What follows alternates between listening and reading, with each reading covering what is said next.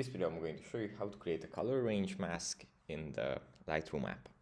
First we have to open up the app, and here it opens up like this. Here we have an image. From here we just go into the masking tool, and here we click on create new mask, and then we click on color range, and now we can sample a color, for example this one, and now everything that has the same color will be part of the color range mask.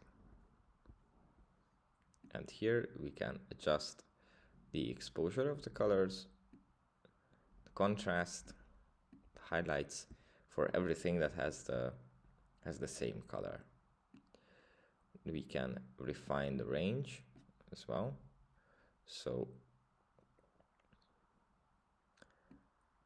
what this means is how exact we want the colors to match. That's basically it for this video. I hope it was helpful for you guys, and I'll see you in the next one. Bye.